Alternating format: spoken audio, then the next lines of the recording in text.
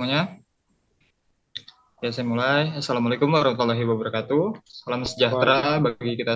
Shalom, Om Swastiastu, Namo Buddhaya, Salam Kebajikan. Perkenalkan, nama saya Rizal Jafar Sidik sebagai moderator kelompok 4 Rekayasa Perangkat Lunak. Dalam kesempatan presentasi kali ini, kita akan membahas tentang perancangan sistem informasi berbasis web pada SMK Megabangsa menggunakan metode prototype. Oke, bisa dilanjut.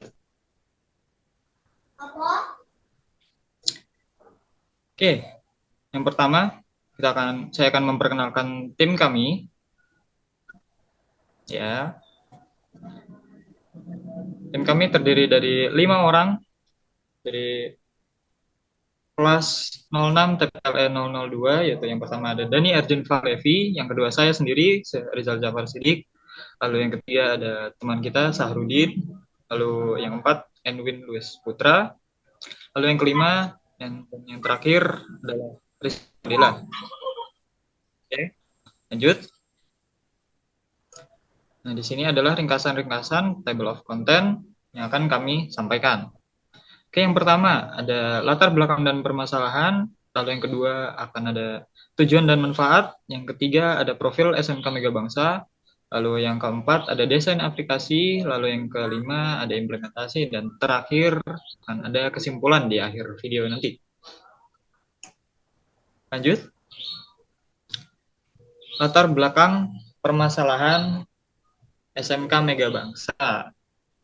SMK Megabangsa ini adalah salah satu institusi pendidikan kejuruan yang membutuhkan sistem informasi layanan sekolah yang dapat membantu memfasilitasi proses kegiatan belajar, mengajar, dan mengoptimalkan kinerja pengelolaan sekolah.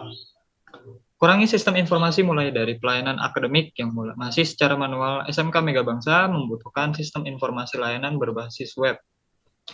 Metode penelitian yang kami gunakan adalah metode prototype. Oke, lanjut. Nah, selanjutnya ada identifikasi masalah, yaitu yang pertama ada pengelolaan data siswa yang masih manual sehingga kurangnya data, kurangnya validasi data yang didapat dari narasumber. Itu datanya masih disimpan secara manual dengan Excel. Hal yang kedua, penjadwalan pelajaran masih dilakukan secara manual dengan papan pengumuman atau dengan dilakukan oleh wakil kepala sekolah bidang kurikulum, yaitu masih dengan bantuan tulis tangan saja. Itu kita masih kesusahan juga. Lalu yang ketiga ada pelayanan akademik yang kurang optimal. Lalu keempat, pengolahan nilai siswa yang masih manual. Oke. Selanjutnya, tujuan penelitian akan dijelaskan oleh saudara Edwin Lewis Putra. Waktu dan tempatnya kami persilakan. Oke, terima kasih. Kita akan lanjutkan dengan tujuan penelitian. Tujuannya yaitu satu, pengembangan sistem informasi layanan sekolah. Dua, evaluasi sistem informasi sekolah.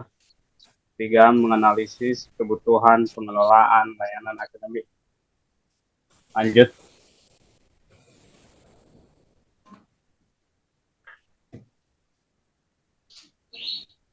profil SMK Megabangsa.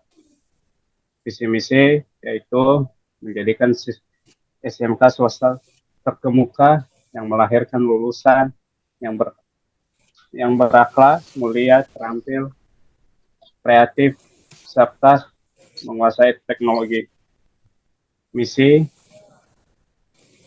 memberikan layanan pendidikan yang berorientasi pada dunia usaha dan industri, mengembangkan pola pembelajaran yang dijiwai semangat kewirausahaan, etos kerja yang berbasis tauhid, membangun kerjasama yang seluas-luasnya dengan beragam institusi pemerintahan dan swasta, sehingga ilmu yang diajarkan sesuai dengan perkembangan zaman, serta dapat diterapkan secara tepat guna.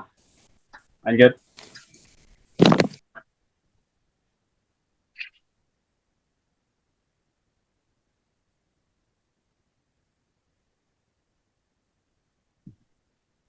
Lanjut. Oke, di sini terdapat struktur organisasi. Dapat dilihat pada gambar. Bisa dilanjut saja, Saudara Edwin. Oke, lanjut. Metode penelitian. Metode prototype juga dikenal sebagai pendekatan prototype adalah salah satu metode yang digunakan dalam penelitian untuk mengembangkan dan menguji konsep desain atau produk baru.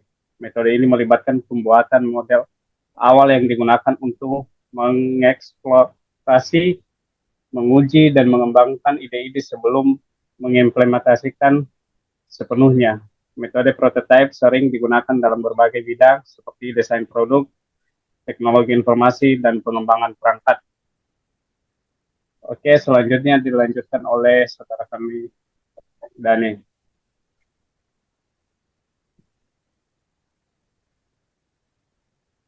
Ya, terima kasih Bapak Edwin Putra Zimbabwe.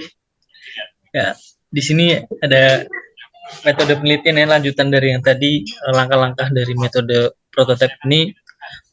Yang pertama ada identifikasi kebutuhan, di mana langkah pertama mengidentifikasi kebutuhan dan tujuan proyek. Di sini memerlukan memahami masalah yang ingin diselesaikan atau konsep yang ingin dikembangkan. Lalu kedua ada perancangan konsep. Setelah mengidentifikasi kebutuhan, Anda dapat membuat perancangan awal konsep yang akan diuji dalam prototipe. Ini dapat berupa sketsa, gambar, atau deskripsi konseptual. Lalu yang ketiga ada pembuatan prototipe. Nah, di sini membuat prototipe awal berdasarkan rancangan konsep. Ini bisa berupa model fisik, desain grafis, atau prototipe perangkat lunak, tergantung pada jenis proyek yang dikerjakan. Yang keempat ada uji dan evaluasi. Setelah prototipe dibuat, lakukan uji dan evaluasi terhadapnya, melibatkan penggunaan dan pemangku kepentingan yang relevan untuk memberikan masukan dan umpan balik adalah penting dalam tahap ini. Identifikasi kekuatan, kelemahan, dan area perbaikan yang mungkin perlu diubah atau diperbaiki. Lalu yang kelima ada perbaikan dan pengembangan. Dan yang terakhir ada implementasi atau diuji coba.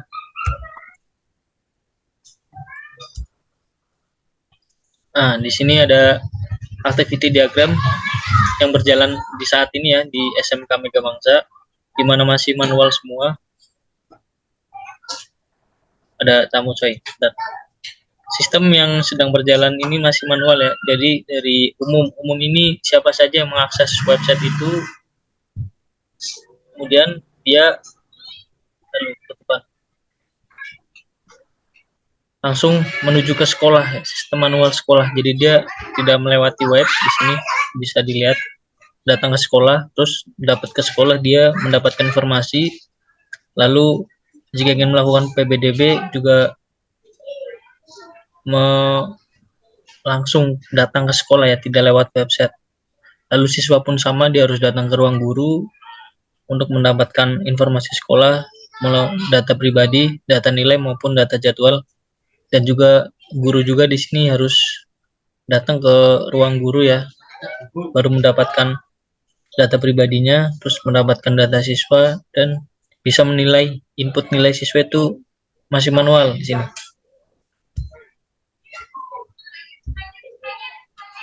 Nah, ini diagram usulan nih, activity usulan. Jadi semua sistem yang manual tadi akan dirubah melalui sistem informasi berbasis web ya. Jadi SIA ini sistem informasi akademik sekolah. Dia akan menyediakan informasi seputar sekolah. Masih ada PPDB, ada data guru, data siswa, data nilai, dan data jadwal disediakan di semua sistem informasi ini. Jadi yang tadinya manual diganti dengan sistem. Nah, ini use case. Use case itu merupakan aktivitas misal dari seorang guru nih. Dia bisa nanti di aplikasi dia bisa login, lalu dia mendapatkan data pribadi, lalu tampil data pribadi, melihat jadwal mengajar, tampil data mengajar, melihat data siswa, tampil data siswa, melihat data jadwal mengajar, menampilkan data jadwal mengajar, lalu melihat kalender. Di sini juga bisa melihatkan kalender, kemudian menginput nilai ya, nilai siswa. Terus di sini ada use case dari administrator. Sebenarnya terbalik sih, harusnya admin di kiri ya. Dia login, dia ini mengelola data siswa, mengelola data guru, lalu mengelola data pelajaran, mengelola data kelas, mengelola data pembagian kelas, mengelola data nilai, mengelola data jadwal pelajaran, lalu ada mengelola data kalender, mengelola data kontes, mengelola data artikel, mengelola data berita, dan mengelola buku tamu. Ini untuk use case siswa dia. Dia ketika login dia bisa melihat data pribadi, maka tampil data pribadi, bisa melihat jadwal pelajaran, maka tampil data jadwal pelajaran, kemudian melihat data jadwal mengajar guru, di sini bakal tampil jadwal mengajar guru, melihat data kalender akademik, lalu sistemnya akan keluar kalender, dan terakhir melihat nilai rapot.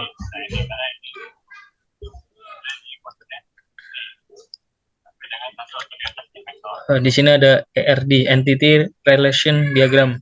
Secara umum, ERD digunakan untuk membantu permodelan basis data dengan cara mempresentasikan informasi secara visual dan memudahkan pemahaman hubungan antara entitas, atribut, dan relasinya. Berikut adalah ERD dari SIA SMK Megabangsa yang telah terbentuk. Jadi ERD ini merupakan rancangan database ya, database awal sebelum dibuat. Gambarannya seperti ini yang divisualisasikan. Ada siswa, ada pembagian kelas, ada jadwal mengajar, ada nilai, ada guru.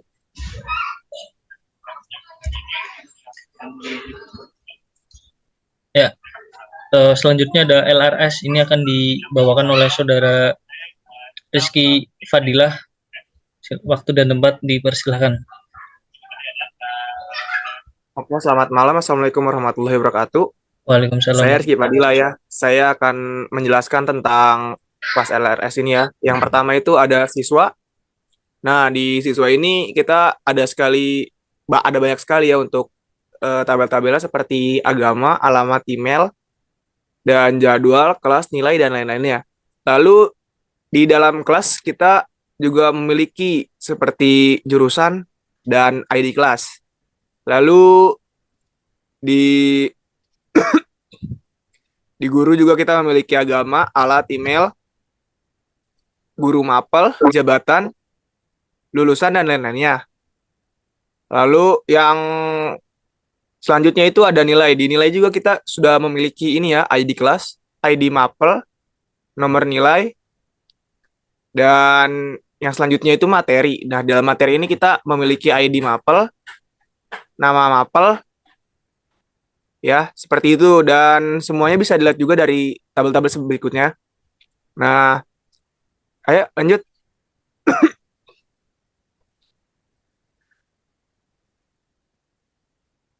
Oke, untuk selanjutnya kita ada di implementasi ya. Di implementasi ini kita melihat ada rancangan layar dashboard. Nah, rancangan layar dashboard ini seperti ini ya. Nah, kita bisa lihat rancangannya. Dan yang sebelahnya itu adalah rancangan form login, di mana di sana ada logo, ada sign in untuk mendaftar akun ya, dan kita masukkan user dan password yang sudah kita daftarkan di sign in ya. Lalu kita button untuk login. Lanjut. Nah, di implementasi yang kedua ini kita ada rancangan dashboard admin ya. Rancangan dashboard admin seperti ada di layar. Kita memiliki banyak sekali menu-menu ya di samping kiri. Dan untuk memudahkan juga kita ada di tengah. Kita bisa lihat. Oke. Lalu yang keduanya itu ada rancangan setting user yang di mana juga hampir sama ya. Di kirinya masih banyak menu. Lalu di tengah-tengahnya ini adalah rancangan settingnya. Oke, lanjut.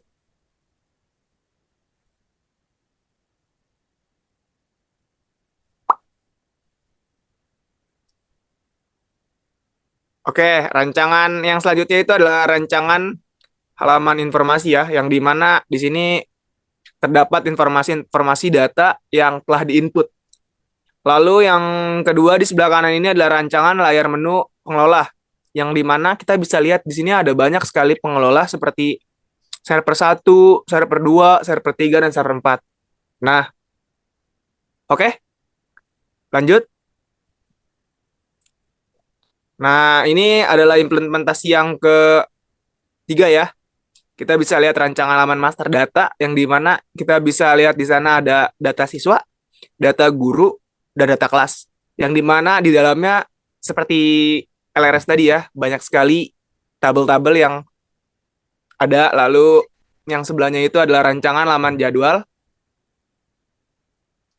yang dimana di sana ada banyak sekali, ada 3. Ada jadwal actionnya, ada crowd-nya, ada jadwalnya.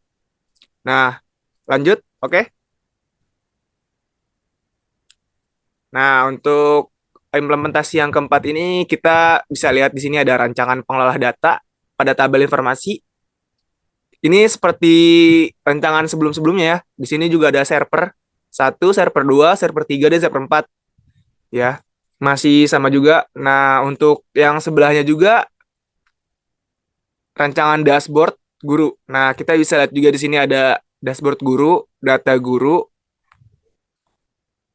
siswa, data bebas, dan data-data lainnya. Oke, yang selanjutnya akan dibacakan oleh Mas Aprudin. Waktu dan tempat disilakan. Dari sini kesimpulannya yaitu sistem informasi berbasis web dapat menyajikan informasi akademik di SMK Mega Bangsa yang dapat mempermudah murid dan guru melihat data-data akademik berupa data nilai, biodata guru maupun biodata siswa, dan jadwal pelajaran siswa. Untuk merancang sistem informasi yang baik, diperlukan kerjasama yang baik antara pengembang dan pemakai, sehingga informasi tentang kebutuhan sistem dapat terpenuhi. Pentingnya menjaga kerahasiaan password untuk menjaga keamanan data agar tidak sembarangan orang mengakses data tersebut. Baik, terima kasih. Cukup sekian dari kelompok 4. Saya kembalikan kepada moderatornya. Woi. Baik.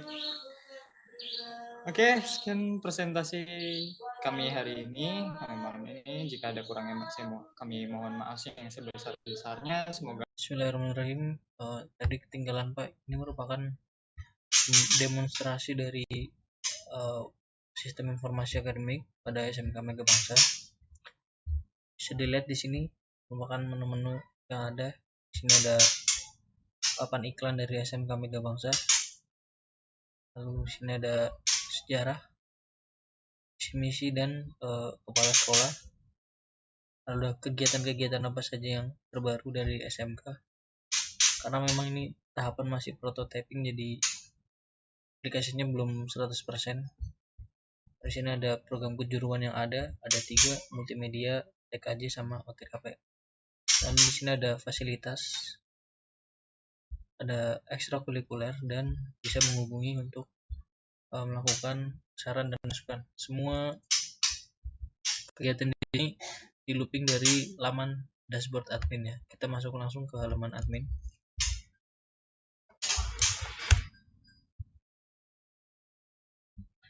Kita pakai ini, maksudnya 1 2 3 4 5 6. Masuk.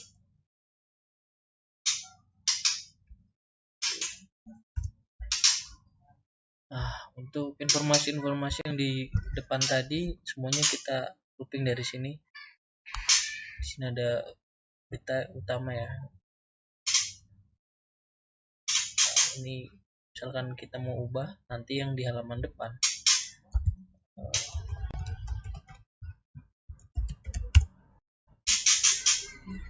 Di halaman sini nanti akan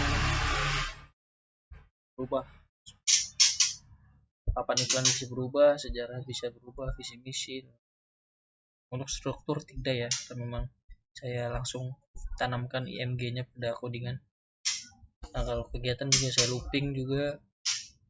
Lalu ada program kejuruan saya looping, fasilitas dan ekstrakurikuler ekstrakurikuler loopingan dari informasi di sini. Nah, lihat ada fasilitas ekstrakurikuler, kegiatan semuanya jalan. Dan untuk data pribadi bisa create data sendiri. Di sini ada untuk menampilkan profil. Nah, di sini misalkan kita ubah nama ya, kita coba, dan ubah gambar mungkin. Denny Arjun. Itu gambarnya itu adalah oke ini. Oke. Aduh, anjir.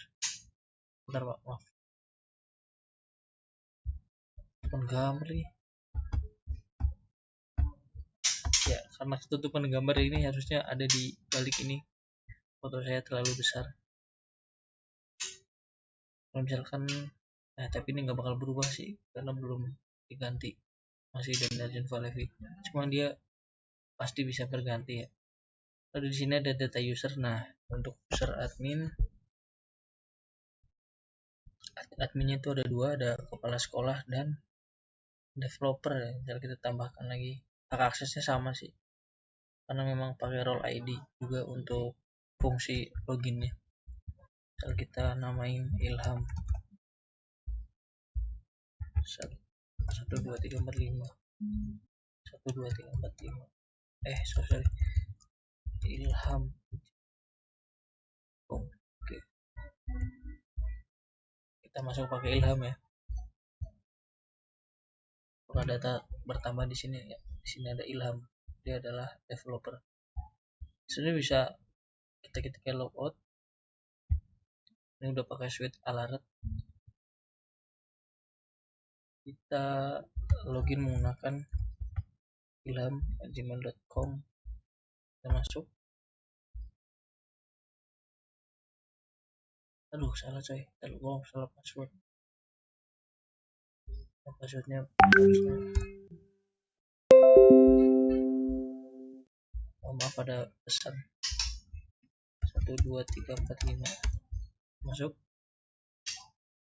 Oke, langsung masuk ke dashboard admin, sama ya. Nah, di sini gambarnya sudah saya atur menggunakan, jadi semua user baru gambarnya seperti di produk ini. Lalu untuk data user guru juga ada hak aksesnya nanti sendiri, cuma masih tahap pengembangan, tahap prototyping, jadi belum bisa fungsi semuanya. Untuk sementara baru seperti ini, baru mengelola untuk halaman dashboard dan data dari user. Sekian presentasi untuk RPL kali ini. Untuk Pak Joko Suwarno Eskom Mkom, mohon maaf bila banyak kekurangan pada presentasi ini, mohon dimaafkan. Terima kasih. Wassalamualaikum warahmatullahi wabarakatuh.